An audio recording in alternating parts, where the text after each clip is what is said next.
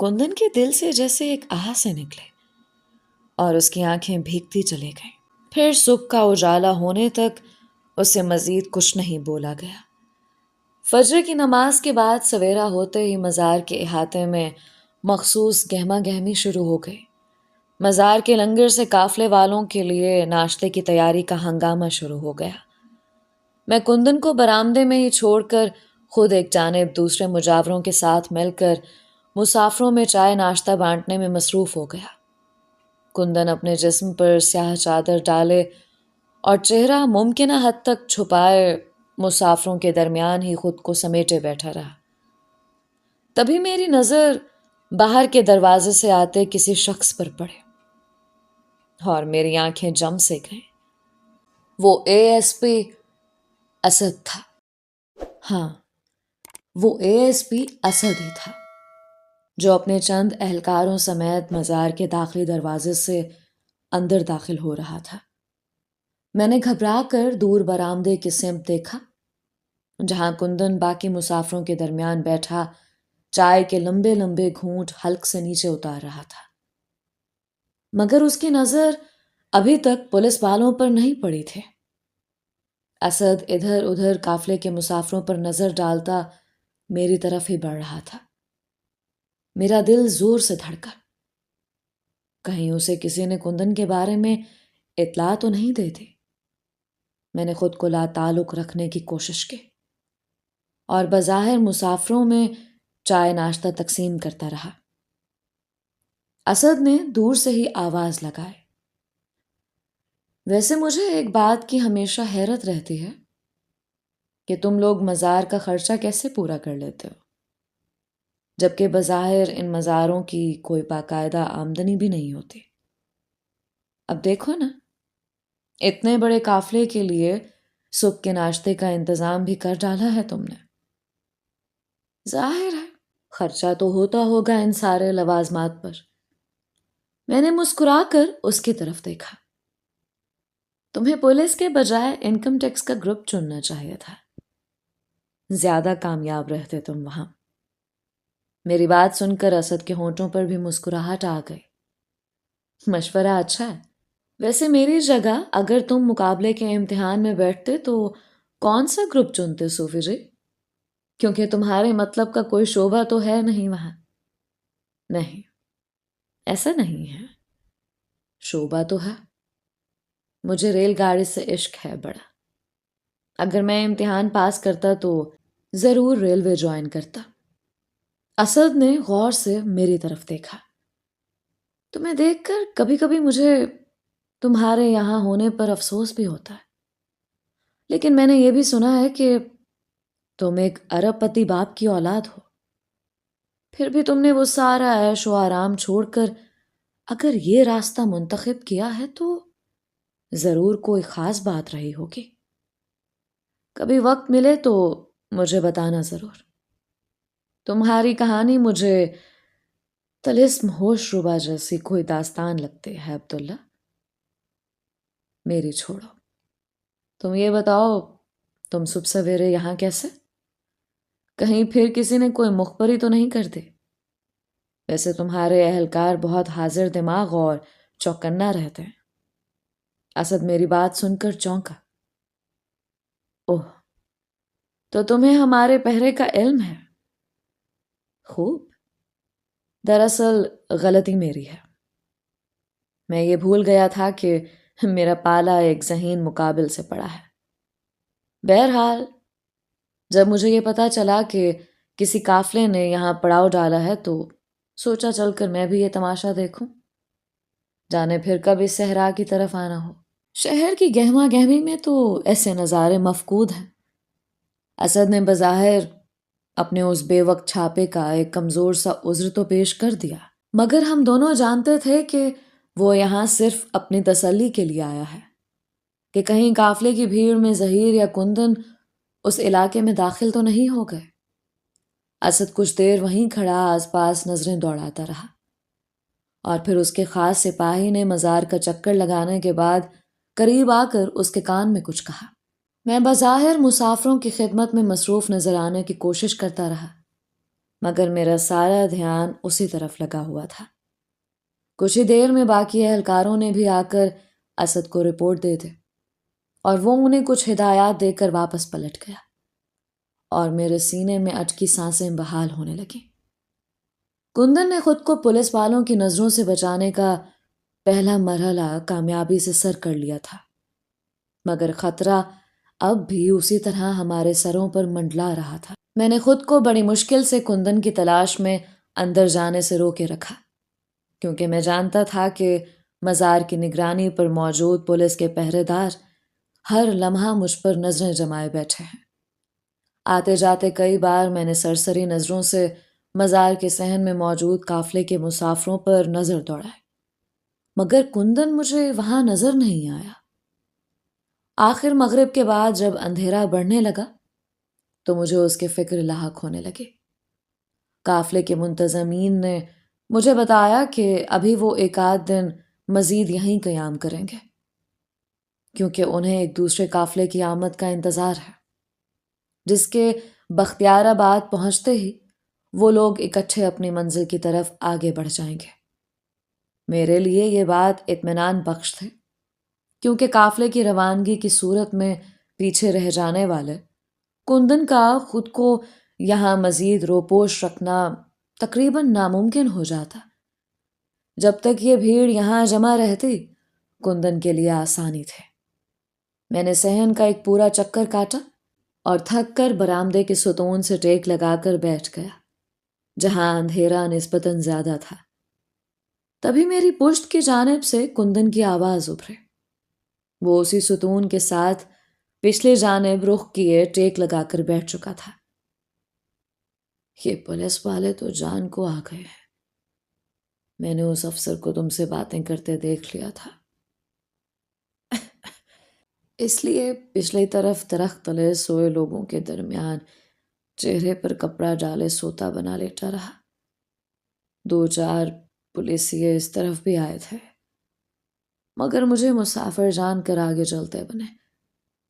میں نے پلٹے بنا جواب دیا، ہاں، مگر سادہ لباس والے ابھی یہیں موجود ہیں پہرے پر۔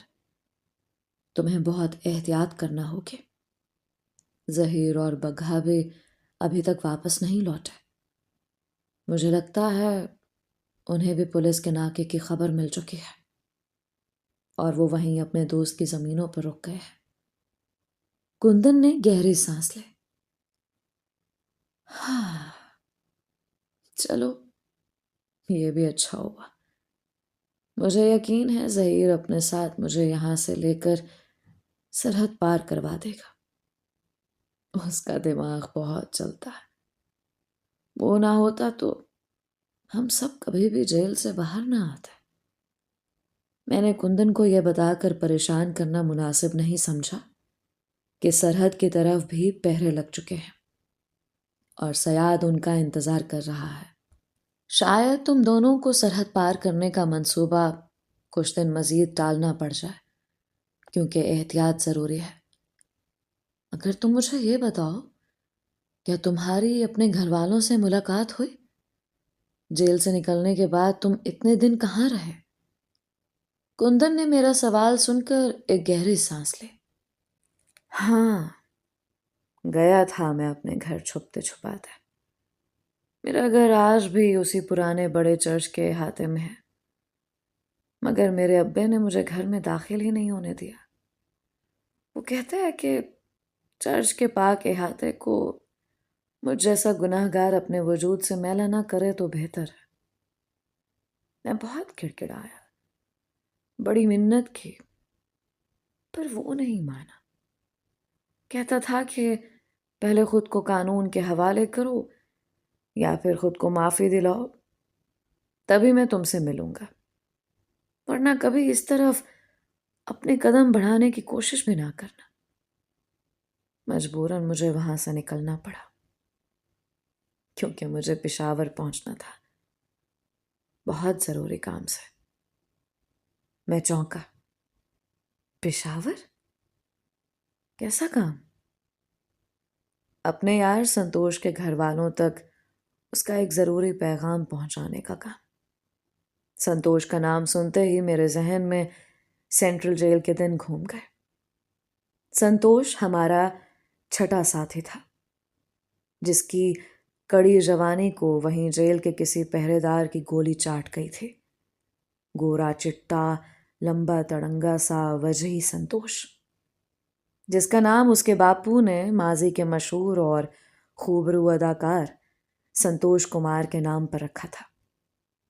और वो था भी किसी शहजादे जैसा है। कुंदन ने मुझे बताया कि जेल में उसकी सबसे पहले दोस्ती संतोष से ही हुई थी। एक मुतवस्सित हिंदू घराने में पैदा होने वाला ज़हीन और मेहनती मगर गुस्सीला संतोष, जो 4 बहनों के बाद उनका इकलौता भाई था, माँ बाप का लाडला और बहनों की आंख का तारा। संतोष क्लास में हमेशा अव्वल आने वाला और कॉलेज का बेहतरीन स्पोर्ट्समैन, जो अपने तालीमी इदारे को कई कप जीत कर दिलवा चुका था। 2 बहनों की शादी हुई तो अचानक ही उसके माँ बाप एक ट्रैफिक हादसे का शिकार होकर अपने भगवान के पास चले गए। घर में 2 बहनें कुंवारी बैठी रह गईं और जिम्मेदारियों का सारा बोझ संतोष के शानों पर आ पड़ा। मगर उसकी उम्र ही अभी क्या थी। अभी तो वो खुद 4th ईयर का तालिब इल्म था, जिसकी आंखों में आने वाले सुहाने मुस्तकबिल के सपने सजे थे।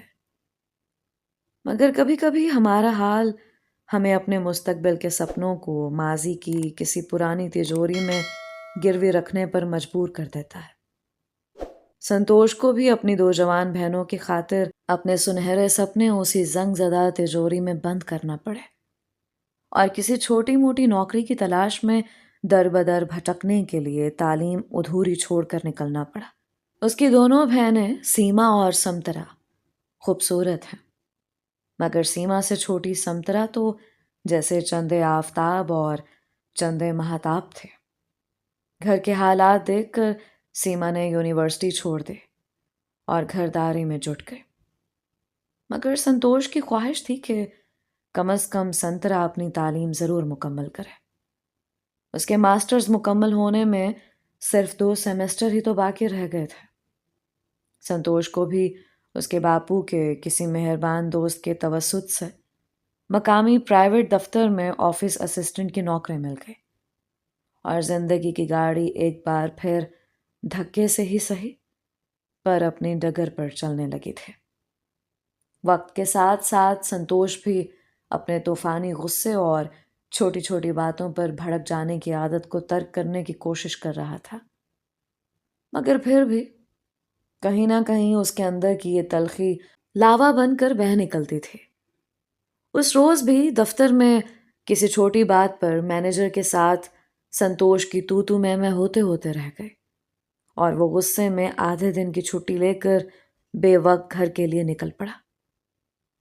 गली के नुक्कड़ पर मोहल्ले के लफंगे और आवारा लड़कों का ग्रुप खड़ा आती जाती औरतों को घूरते हुए और आवाजें कस रहा था और बात पे बात कह के लगा रहा था।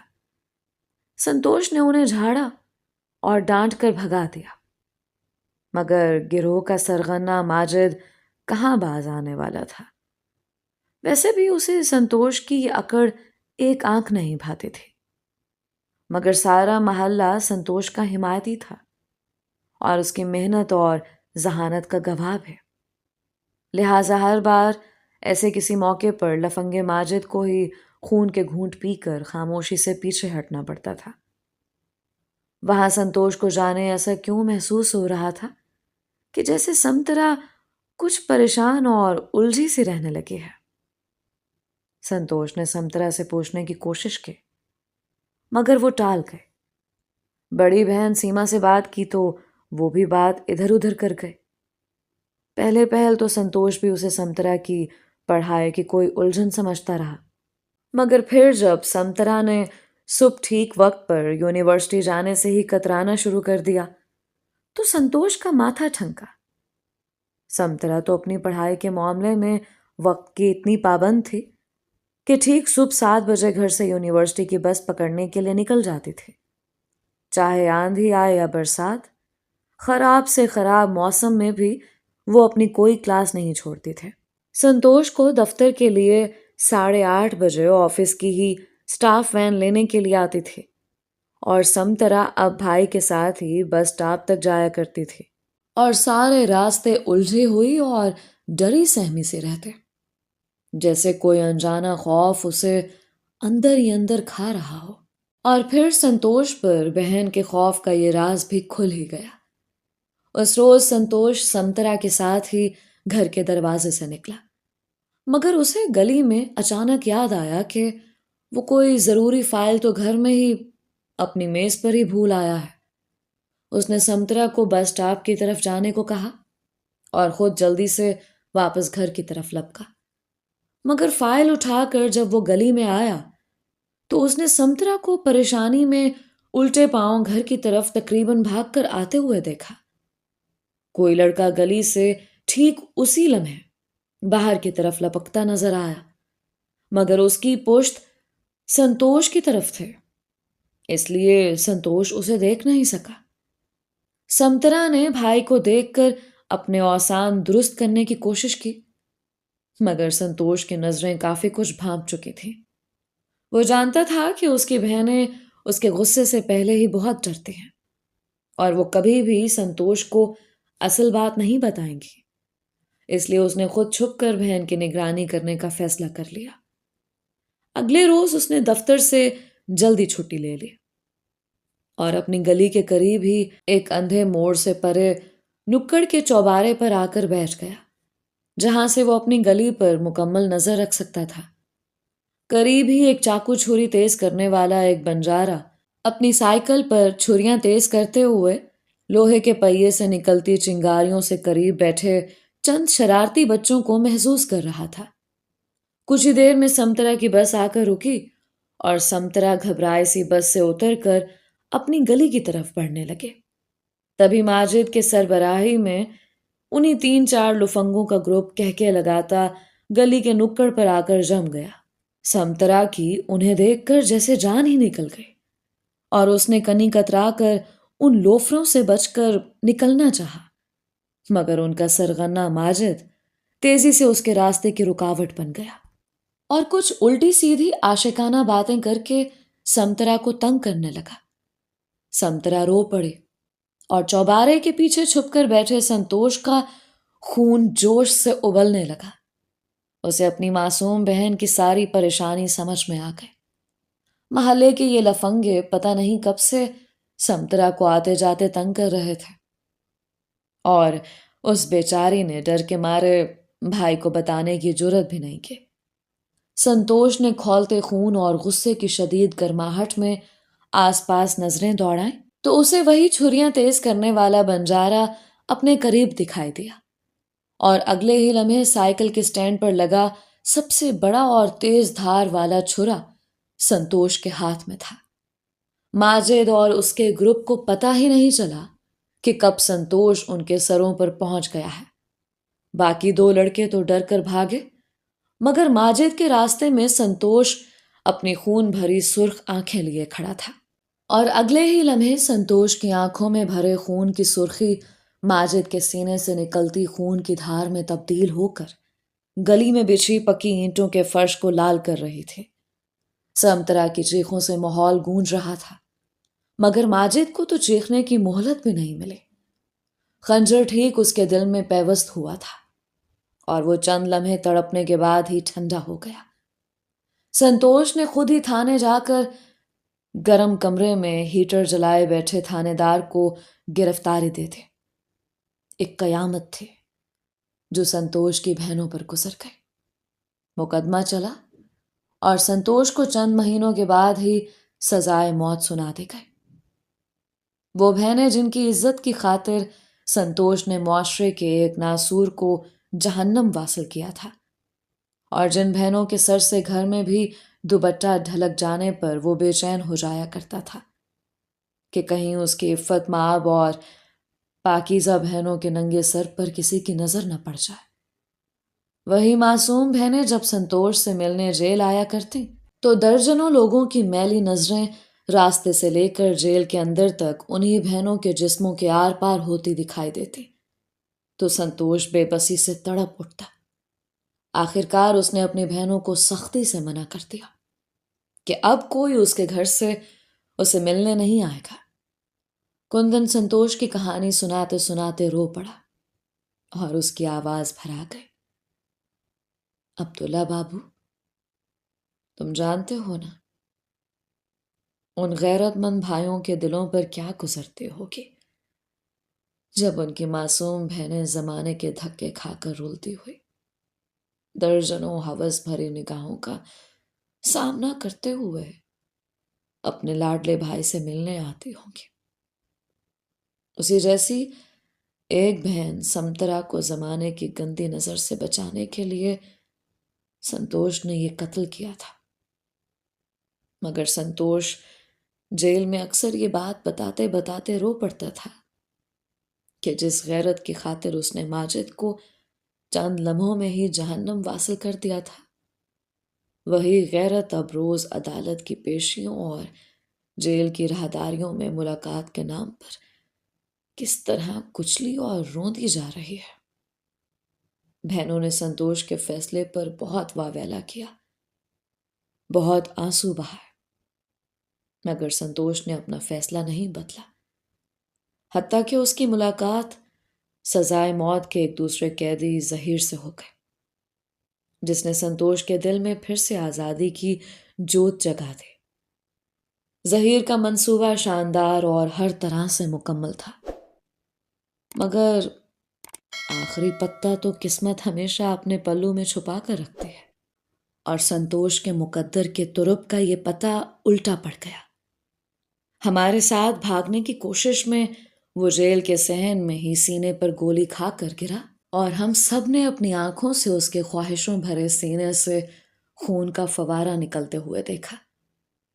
کندن تو پلٹ کر واپس اپنے دوست کی طرف جانا چاہتا تھا، مگر خود سنتوش کی آنکھوں میں ہی اسے آگے بڑھ جانے کی التجا نظر آئی۔ سنتوش نے آخری آہ بھری اور اس کی زبان سے بس ایک ہی جملہ اس کے آخری لفظ بن کر نکلا، جے سنتوشی ماں، اور سنتوش نے وہیں جان دے دی۔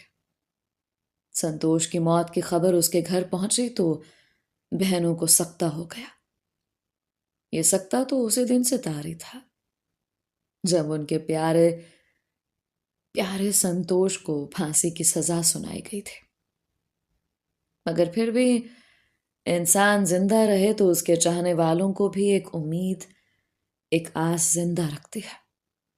سنتوش کی موت کے ساتھ ہی اس کے گھر والوں نے بھی جیسے دم توڑ دیا۔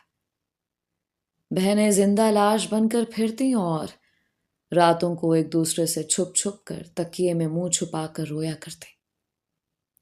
کندن کچھ دیر کے لیے خاموش ہو گیا۔ رات آدھی سے زیادہ بیت چکے تھے۔ جانتے ہو عبداللہ، فرار ہونے سے ایک رات پہلے سنتوش نے مجھ سے کیا کہا تھا؟ میں نے تڑپ کر کندن کی طرف دیکھا۔ کیا؟ کندن کی بات سن کر میں نے تڑپ کر اس کی طرف دیکھا۔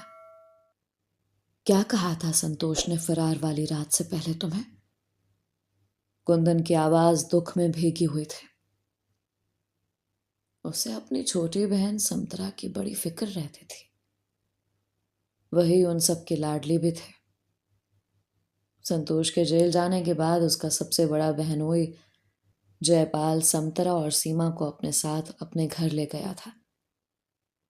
جے پال اچھا انسان تھا اور اس نے سمترا اور سیما کا خیال بھی اپنی سگی بہنوں جیسا ہی رکھا، مگر سنتوش جانتا تھا کہ اس کا بہنوئی ایک سفید پوش انسان ہے اور اپنے گھر کے مسائل کے ساتھ ساتھ دو مزید جوان بہنوں کا بوجھ جلد ہی اس کی کمر توڑ دے گا۔ سنتوش نے کندن کو فرار سے ایک رات قبل ہی بتایا تھا کہ وہ اپنی بہنوں کے مستقبل کے لیے حد سے زیادہ پریشان ہے، اور وہ جیل سے فرار ہوتے ہی سب سے پہلے اپنی دونوں بہنوں کا رشتہ طے کرنے کی کوشش کرے گا۔ سمترا کے لیے تو اس نے بہت پہلے سے اپنے ہی ایک ہونہار دوست اور پرانے کلاس فیلو اشوک سے رشتہ طے کرنے کا سوچ رکھا تھا۔ اسے یقین تھا کہ اشوک اس کی بات کبھی نہیں ٹالے گا، اور وہ سیما کے لیے بھی اپنے ہی خاندان میں کوئی لڑکا ڈھونڈ کر سیما کا لگن بھی ضرور کروا دے گا۔ فرار والی رات سے پہلے سنتوش نے کندن کو پابند کیا تھا کہ اگر اسے کچھ ہو جائے تو کندن پشاور جا کر اس کی دونوں بہنوں کو یہ پیغام دے دے کہ وہ ان کے مستقبل کے لیے سمترا کا ہاتھ اشوک کے ہاتھ میں دینے کا فیصلہ کر چکا ہے، اور سنتوش نے خود کو کسی نقصان پہنچنے کی صورت میں کندن کو اشوک تک بھی اپنی یہ وصیت پہنچانے کی ہدایت کی تھی۔ کون جانتا تھا کہ ایک رات پہلے کہی سنتوش کی یہ بات اس کی آخری وصیت ثابت ہوگی، اور 24 گھنٹے کے اندر ہی سنتوش یہ دنیا چھوڑ جائے گا۔ کندن کی آواز سے لگتا تھا جیسے وہ رو رہا ہے۔ اسی اثناء میں دور قصبے کے کسی مسجد سے صبح کی اذان گونجی تو مجھے پتا چلا کہ میری اور کندن کی باتوں میں ساری رات بیت چکی ہے۔ میں نے کندن کو پچھلے حصے میں بنے پرانے حجرے میں جا کر آرام کرنے کا کہا، اور خود کو صبح کی پھیلتی روشنی کے ساتھ ایک نئے دن کا سامنا کرنے کے لیے تیار کرنے لگا۔ کبھی کبھی ہر نیا آنے والا دن ایک نئے امتحان کی طرح ہم پر نازل ہوتا ہے، ایک مشکل امتحان جس کے سوالوں کے جواب ہم چاہ کر بھی نہیں دے پاتے۔ دن دھیرے دھیرے چڑھتا گیا اور میرا ذہن سنتوش کی کہانی میں الجھا رہا۔ پتہ نہیں کندن کی ملاقات سنتوش کے گھر والوں کے ساتھ ہوئی، اور کیا کندن اشوک تک اس کے بچپن کے دوست کی آخری خواہش پہنچا پایا کہ نہیں۔ ساتھ ہی ساتھ زہرا کا خیال بھی بار بار میرے دل کو تڑپا رہا تھا۔ میں 3 دن پہلے اسے جس حالت میں بڑی حویلی میں چھوڑ کر آیا تھا، اس کے بعد اس کی کوئی خیر خبر کہیں سے مجھے نہیں مل رہی تھی۔ میں جانتا تھا کہ زہرا اپنی زبان سے کبھی کچھ نہیں کہے گی، چاہے کچھ بھی ہو جائے۔ وہ اپنے بڑوں کی عزت اور مان کا بھرم ہمیشہ قائم رکھے گی۔ شاید میں خود ہی بار بار جانے انجانے اس کی راہ کی رکاوٹ بن جاتا تھا، ورنہ وہ بیچاری تو وہی کرتی رہی تھی جس کا حکم میں نے اسے جیل کی آخری ملاقات میں بچھڑتے سمے دیا تھا۔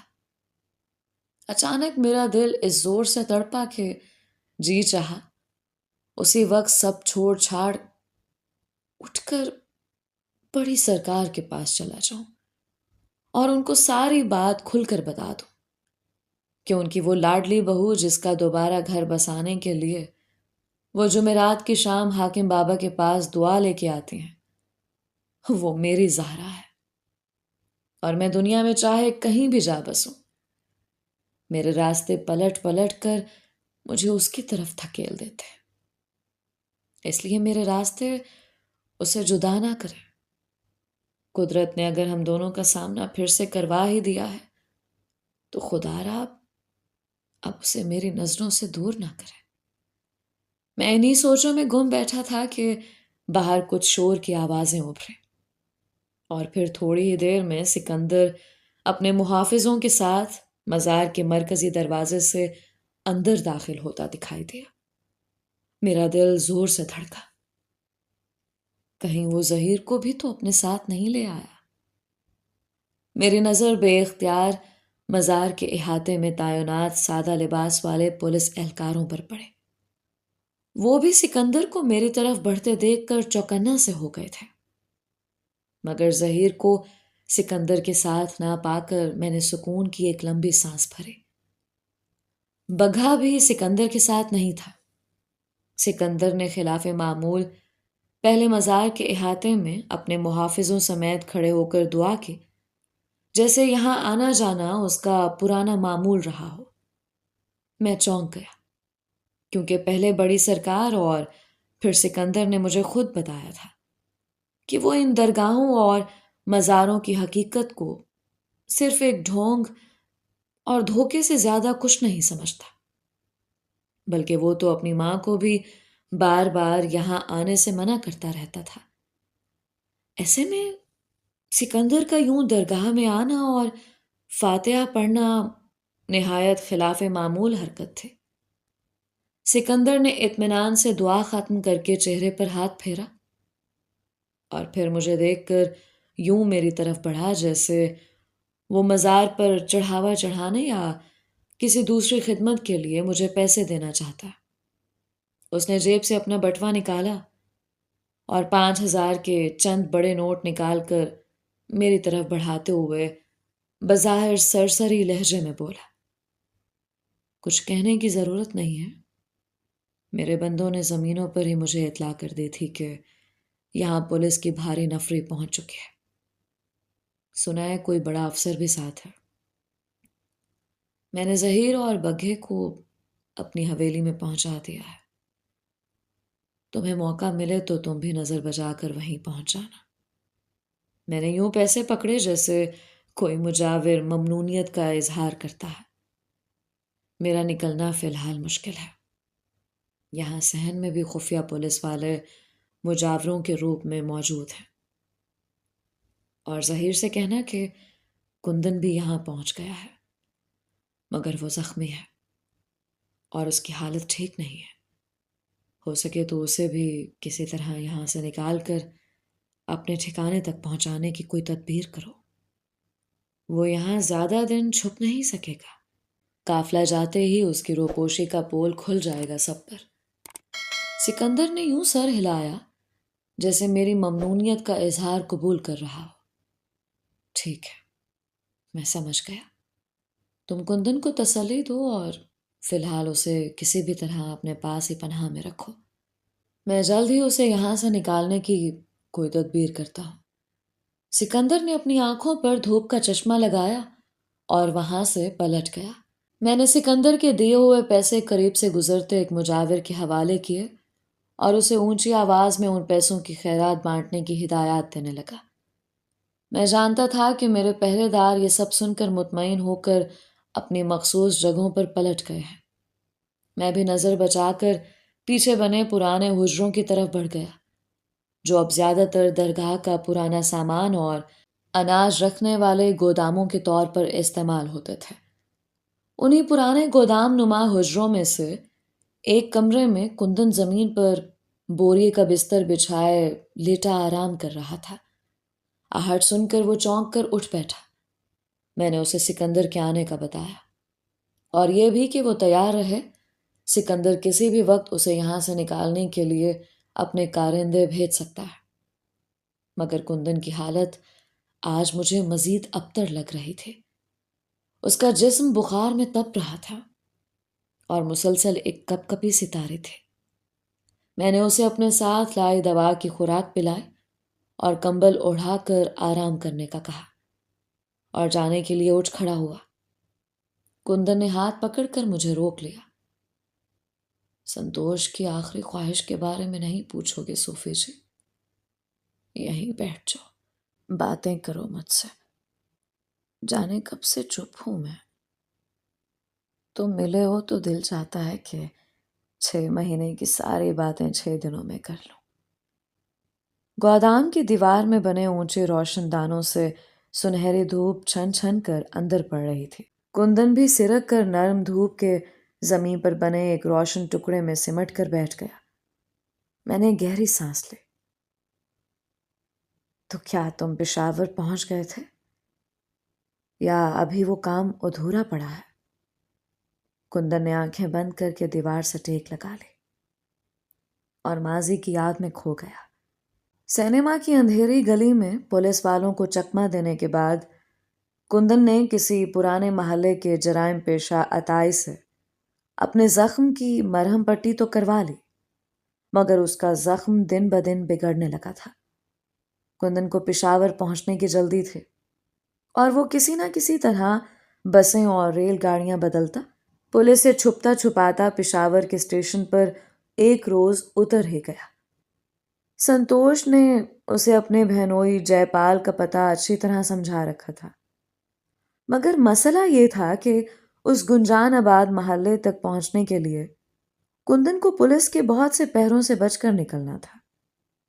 جگہ جگہ سڑکوں پر پولیس کے ناکے بھی لگے ہوئے تھے اور پہرے پر موجود اہلکار ہر آتے جاتے سے سرحدی تفتیش بھی کر رہے تھے۔ ایسے میں ایک نئے اجنبی واسی کا بچ کر نکلنا محال تھا۔ خاص طور پر اس وقت جب کہ وہ زخمی بھی ہو۔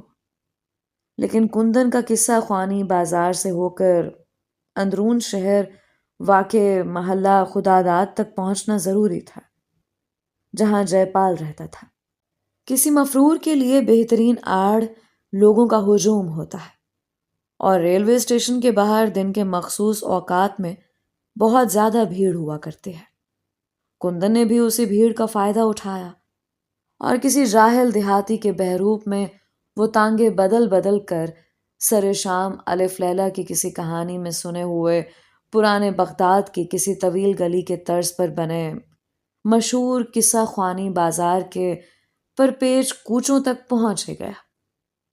خوانچہ فروشوں کی بھیڑ، بھنے ہوئے گوشت کی تیز مہک اور پرانے گڑ کی خاص خوشبو، بھانت بھانت کی بولیاں، آواز لگاتے سوداگر اور لپکتے گاہک، ہوٹل سے فضا میں بکھرتی دودھ پتی چائے کا سوندھا پن، اور دکان پر بجتے کسی پرانے ریکارڈ سے نکلتی ناشناس کے گانے کی آواز، ٹھیلوں پر لدے خشک میوے اور پرچون پر بکتے تیز مسالہ جات، حلوائی کی دکان میں بنتی گرم جلیبیاں اور کڑھائی میں ابلتا تیز گرم دودھ۔ بازار تھا یا کوئی میلہ تھا، مگر کندن کو ابھی اندھیرا ڈھلنے تک کسی مناسب جگہ پر چھپ کر انتظار کرنا تھا، تاکہ وہ رات ڈھلے جا کر جے پال کے پرانے سال خوردہ دروازے کی کنڈی ہلا سکے۔ قصہ خوانی بازار میں شام ڈیرے ڈالنے والی تھی، اور مختلف ٹھیلوں پر لگے گیس کے ہنڈولے جلنا شروع ہو چکے تھے۔ کندن گرم مونگ پھلیاں اور چنے بھوننے والے ایک خوانچہ فروش کی آہٹ لے کر وہیں سر جھکائے بیٹھا تھا۔ تبھی اچانک ایک جانب سے پولیس کی تیز سیٹیوں کی آوازیں ابھرنے لگیں۔ شاید بازار میں کوئی ہنگامہ ہو گیا تھا۔ کندن گھبرا کر کھڑا ہو گیا، کیونکہ وہ منزل کے اتنے قریب پہنچ کر پولیس کے ہتھے نہیں چڑھنا چاہتا تھا۔ تبھی کسی راہگیر نے بھاگتے ہوئے نعرہ لگایا، چاقو چل گئے پچھلی گلی میں، قاتل بھاگتے ہوئے اسی طرف آ رہے ہیں، جان بچاؤ اپنی۔ سارے بازار میں سراسیمگی سے پھیل گئے، اور کندن بھی ہڑبڑا کر ایک جانب لپکا۔ جلدی میں اس نے کسی راہگیر سے محلہ خداداد کا پوچھا تو اس نے بھاگتے ہوئے گھبراہٹ میں ایک جانب اشارہ کر دیا۔ کندن نے عجلت میں اسی جانب قدم بڑھا دیے، مگر یہ دیکھ کر اس کے ہوش اڑ گئے کہ اس گلی کو پولیس نے اگلے جانب سے ناکا لگا کر بند کر دیا ہے۔ کندن گھبرا کر پلٹا، مگر پچھلی جانب سے بھی اسے پولیس والے دوڑ کر آتے دکھائی دیے۔ کندن کو جلدی میں کچھ نہیں سوجھا، تو وہ نظر بچا کر قریبی ٹوٹی ہوئی دیوار سے گلی کے کوٹھے پر چڑھ گیا، اور ساتھ بنی اجاڑ سنسان حویلی میں ٹاپ گیا، جس کے پرانے لکڑی کے بند دروازے پر باہر پہلے ہی وہ بڑا سا پرانا تالا پڑے دیکھ چکا تھا۔ یہ کوئی پرانا قدیم حویلی نما مکان تھا، جو باہر گلی سے تو ایک عام سا گھر دکھائی دیتا تھا، مگر اندر اترتے ہی کندن کو احساس ہوا کہ یہ قدیم حویلی اندر سے بے حد کشادہ اور نفیس تعمیر کا ایک شاہکار تھے۔ پرانی کشادہ چلمنے، لکڑی کے بنے جھروکے، صحن میں سرخ پتھر کی نقش کاریں، پرانی قدیم ڈیوڑیاں اور ان میں سے اوپر کے کمروں کو جاتی سیڑھیاں، چھت پر بنا ایک چھوٹا سا کبوتر خانہ، لکڑی کے ستونوں والے برآمدے اور ان میں کھلتی لکڑی کی جالی دار محراب والی کھڑکیاں۔ کندن کچھ دیر وہیں چھت پر نیچے جاتی تنگ سیڑھیوں کے ایک گوشے میں دبکا باہر گلی کا ہنگامہ ختم ہونے کا انتظار کرتا رہا، اور پھر دھیرے دھیرے سیڑھیاں اتر کر وہ نیچے حویلی کے صحن میں آ گیا۔ جانے کیوں کندن کو اس انجان جگہ سے ایک عجیب سی انسیت محسوس ہونے لگے تھے، جیسے وہ پہلے بھی یہاں آ چکا ہو، یا جیسے اس کا کوئی بہت اپنا یہاں کبھی بستا ہو۔ کندن وقت گزاری کے لیے ایک کمرے سے دوسرے کمرے میں یوں ہی بھٹکتا رہا۔ ساری حویلی سنسان اور ویران پڑی تھی۔ کسی کسی کمرے کی دیوار میں پرانا چوبی وال کلاک بھی نصب نظر آ رہا تھا۔ ایسے ہی ایک کمرے سے جوں ہی کندن نکل کر کسی عقبی برآمدے میں نکلا تو دیوار پر لگی ایک تختی پر لکھی تحریر دیکھ کر کندن کے پاؤں زمین میں گڑ کر رہ گئے۔ کندن نے اجلت میں اپنی آنکھیں مل کر 2-4 بار وہ تحریر یوں پڑھی جیسے اسے اپنی آنکھوں پر یقین نہ آ رہا ہو، اور پھر جیسے ہی کندن کا یقین بحال ہوا وہ وہیں برآمدے میں ہی ڈھہ سا گیا، جیسے اس کے قدموں نے جواب دے دیا ہو، یا جیسے کوئی پجاری اپنے دیوتا کے چرنوں میں بیٹھ جاتا ہے۔ کندن کی آنکھوں سے آنسو بہہ نکلے اور وہ بچوں کی طرح رونے لگا۔ سامنے لگی تختی پر ہدایات درج تھیں۔ خبردار، حکومت وقت نے اس گھر کو قومی ورثہ قرار دے دیا ہے اور یوسف خان عرف دلیپ کمار کی یہ حویلی حکومتی نگہداشت میں دی جا رہی ہے۔ کوئی بھی فرد یا گروہ بنا اجازت اس قومی ورثے کی تزئین و آرائش کے کام میں دخل اندازی کرتا پایا گیا تو حسب ضابطہ کارروائی کی جائے گی۔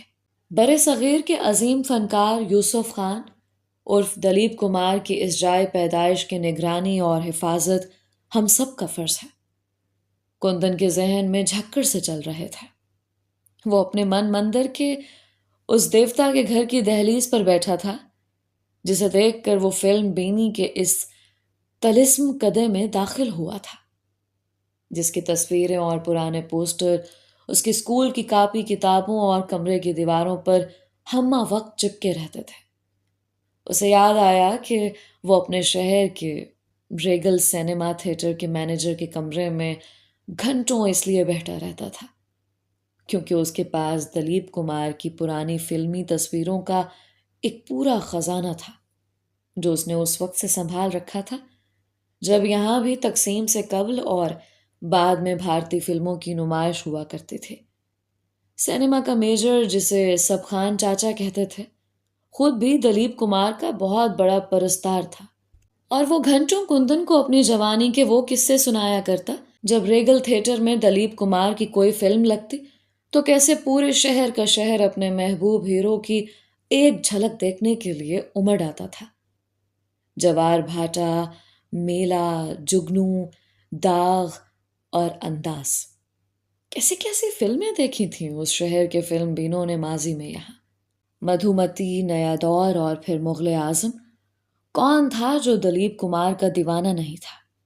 سینما کے باہر دن چڑھتے ہی لمبی قطار بن جاتی تھی جبکہ ٹکٹ کھلنے میں ابھی گھنٹوں باقی ہوتے، مگر 3 بجے کا میٹنی شو دیکھنے کے لیے فلم بین دن 12 بجے سے ہی ٹکٹ گھر کی کھڑکی کے قریب منڈلانے لگتے اور پھر رات گئے تک یہی سلسلہ جاری رہتا۔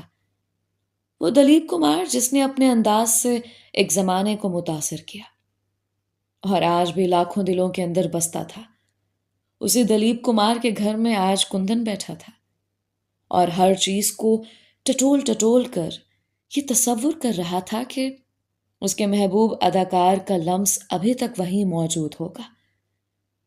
وہ یہاں بیٹھتے ہوں گے، یہاں ان کے قدموں کے نشان ہوں گے، یہاں اسکول جانے کے لیے تیار ہوتے ہوں گے، یہاں کوٹھے پر گرمی کی دوپہروں میں ماں سے چھپ کر پتنگ اڑایا کرتے ہوں گے، اس بالکنی کے نیچے کھڑے ہو کر باہر برستی بارش کا نظارہ کرتے ہوں گے، اس 2 چھتی تلے بیٹھ کر اسکول کا کام کرتے ہوں گے، آتے جاتے شرارت سے اس بھاری سی دیوار میں نصب لکڑی کی گھڑی کی سوئیوں کو چھیڑنے کی کوشش کرتے ہوں گے۔ اس جیسے جانے اور کتنے خیال کندن کے دل و دماغ کی دنیا اتھل پتھل کرتے رہے اور وہ رک رک کر ہر ایک چیز کو نہایت غور سے دیکھتا رہا۔ ہم انسان کسی گھر سے جب چلے جاتے ہیں تو بھلا ہم پورا کب جاتے ہیں؟ ہمارے لمس، ہماری آہٹیں اور ہمارے ہنسنے رونے کی آوازیں وہیں پیچھے رہ جاتی ہیں۔ کندن کو بھی وہ ساری آہٹیں سنائی دے رہی تھیں، وہ منظر دکھائی دینے لگے تھے جب یہاں سے چھوٹا لالا یوسف اسکول کے لیے تیار ہو کر چند گلیوں پرے اپنے دوست راج کپور کے ساتھ اسکول جایا کرتا تھا۔ کندن کو یوں محسوس ہو رہا تھا جیسے جے پال سے ملنا تو صرف ایک بہانہ تھا، اس میں تو قدرت نے اس کے لیے یہ چند لمحے انعام کے طور پر یہاں اس شہر میں بچا رکھے تھے۔ ہم ساری زندگی میں پاتے ہی کیا ہیں اس بے درد زندگی سے؟ چند لمحے، ہماری ساری عمر کی کمائی آخر میں کیا نکلتی ہے؟ یہی چند لمحے۔ کندن بھی اپنی ساری زندگی کے حاصل انہی چند لمحوں کو سمیٹتے سمیٹتے تھک کر وہیں دیوار سے ٹیک لگا کر بیٹھ گیا۔ اچانک اندھیرے میں ایک آہٹ ہوئی۔ کندن گھبرا کر اٹھ بیٹھا۔ تبھی کوئی حویلی کی چھت پر کودا۔ کندن کی سانس رک گئی۔